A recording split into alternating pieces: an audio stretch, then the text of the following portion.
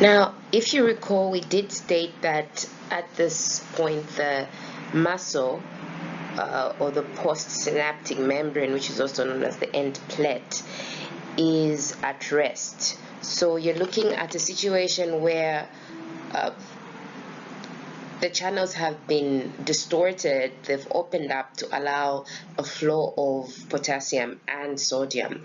But because the resting membrane potential is closer to the equilibrium potential for potassium, there won't be much of an efflux of potassium. But what you will see is an influx of sodium due to the concentration gradient that has been established by the pump, and because it's already in the negative, so you will see that it will of course want to go into the positive, which is the equilibrium potential for sodium. So you will note an influx of potassium at this point, raising the potential or raising the inside of the cell to go towards threshold. And at threshold you will see that the voltage gated sodium channels are opened up, and this will allow more influx of sodium, leading to complete depolarization, which is followed by the opening of voltage gated potassium channels, which at this point will cause an efflux of potassium, reverting to resting membrane potential, which is repolarization. And then after that we see that the propagation is very similar to what we talked about in class, where the sodium will trickle to the next part of the membrane and take that part to threshold, and so on and so forth. In summary, what we are observing here is that the motor neuron potential or the neuron potential will activate the voltage gated calcium channels, and these will allow for the exocytosis of SEH, which is in the vesicles that we earlier alluded to. And two things are going to happen at the cleft, where we see SEH binding to these nicotinic cholinergic receptors, and also acetylcholinesterase being a part of what happens, in that you can see that SEH degradation takes place and the choline can go back into the neuron, while there is acetate being taken back up by kidneys and taken out of the cell of the human body.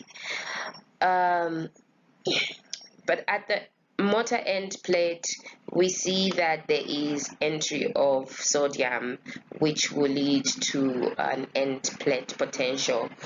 And here we see that it states that the local current between depolarized end plate and adjacent muscle plasma membrane is what is going to lead to this initiation of action potential.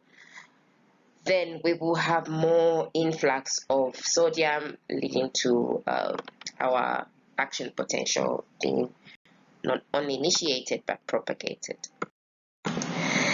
It's been observed that in some autoimmune diseases, such as myasthenia gravis, persons do develop a weakness in muscles, as well as in Lambert-Eaton syndrome. And this is because of antibodies that are naturally made by the body.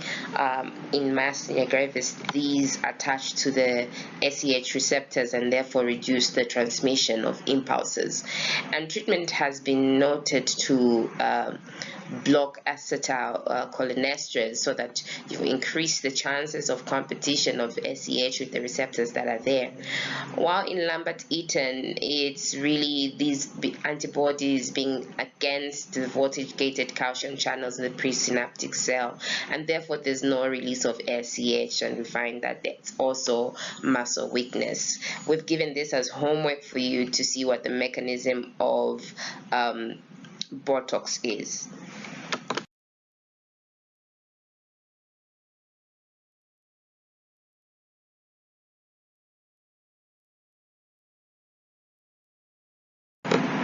In an inhibitory neurotransmitter we want to talk about GABA, which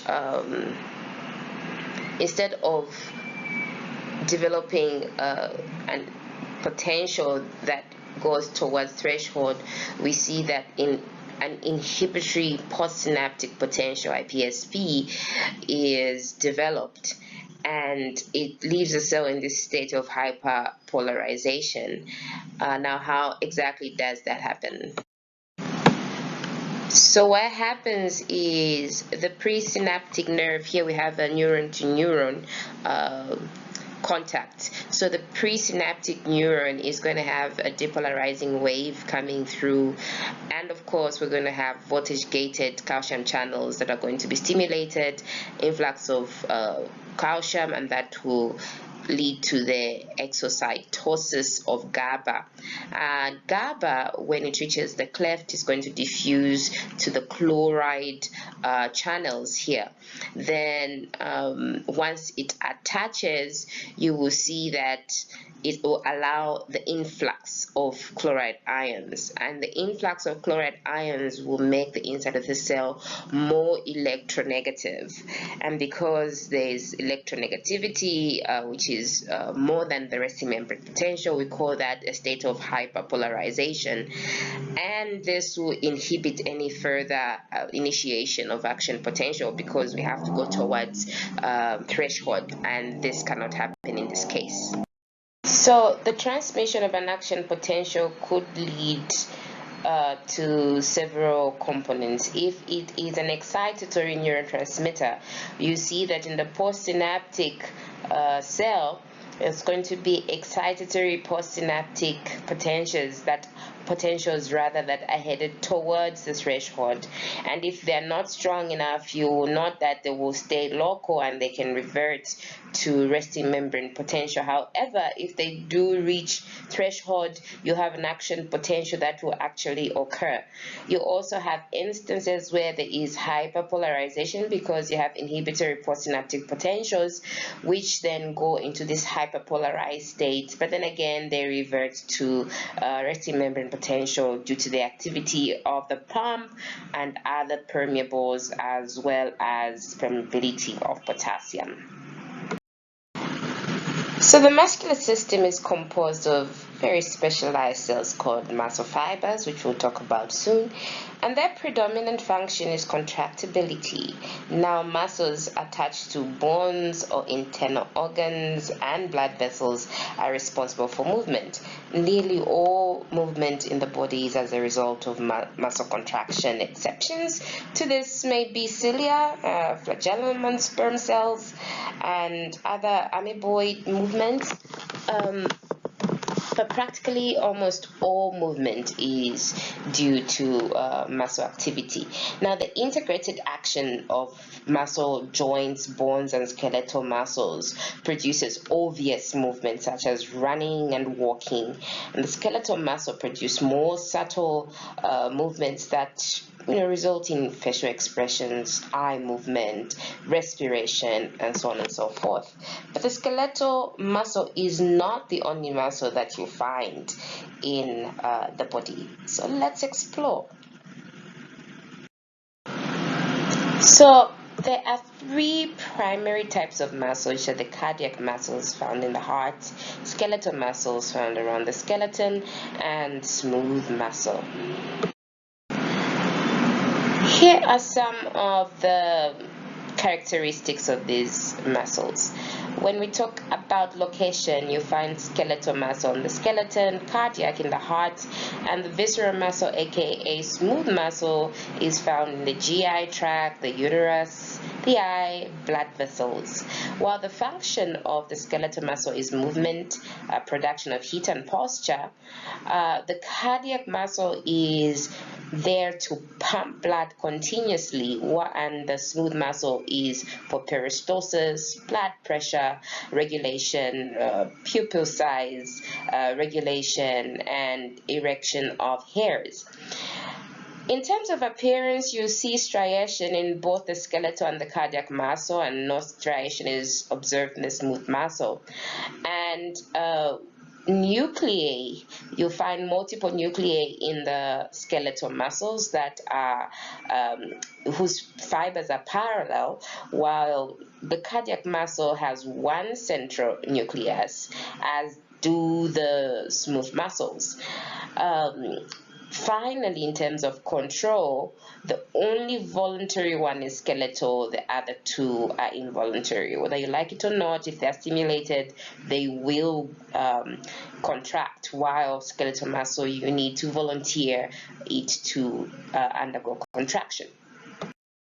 So let's start with skeletal muscle. The properties, three of them: irritability, contractility, relaxation. What do we mean?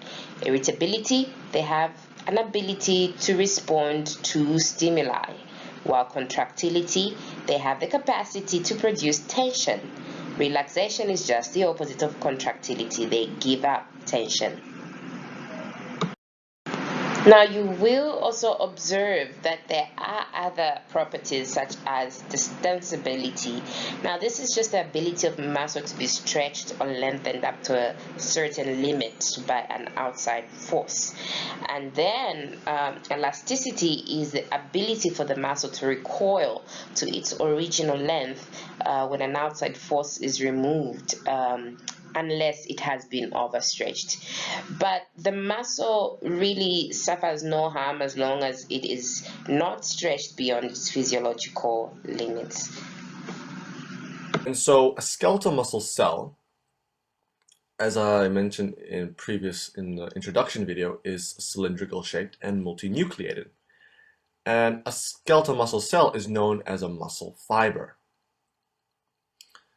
And interestingly enough, skeletal muscle cell, the fibers, are striated by a highly organized internal arrangement. So this muscle fiber has an internal arrangement. So if we pull pull some things out from this muscle fiber, we can find myofibrils. So muscle fiber contains many myofibrils.